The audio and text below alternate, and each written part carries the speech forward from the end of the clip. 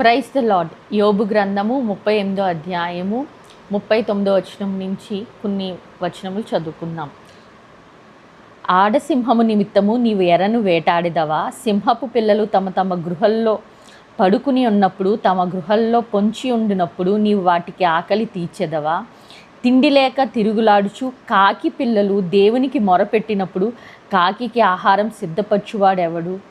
ఇక్కడ చదవబడిన పోర్షన్లో యోబు భక్తుడిని దేవుడు అడుగుతున్నాడు, సింహపు పిల్లలు ఎప్పుడైనా ఆకలితో వాళ్ళ గృహంలో ఉండడం నీవు ఎరుగుదవా అని. చూడండి, ఇక్కడ రెండు డిఫరెంట్ యానిమల్స్ గురించి దేవుడు ప్రస్తావిస్తున్నాడు. ఒకటి లయన్, సింహము, రెండు కాకి పిల్లలు. సింహం అంటే మన అందరికీ ఒక టెర్రిఫిక్ ఇమేజ్ మన మైండ్లో వస్తుంది కదండి. సింహపు పిల్లలకి కొదువు ఏమీ ఉండదు అనుకుంటాం.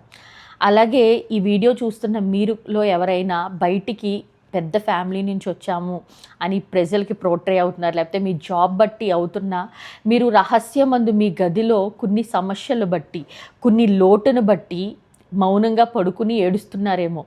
దేవుడు మీతో మాట్లాడుతున్నాడు. సింహపు పిల్లలు గృహలో కొన్ని రోజులు ప్రావిడెన్స్, వాళ్ళకి సదుపాయం లేనప్పుడు ఉన్నప్పుడు వాటిని జ్ఞాపకం చేసుకునేది ఎవరంటే దేవుడే.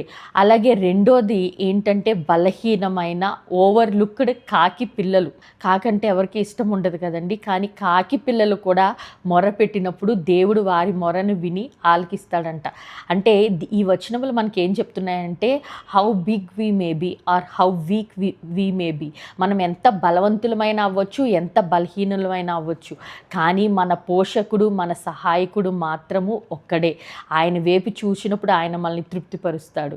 God bless you. ఆమెన్.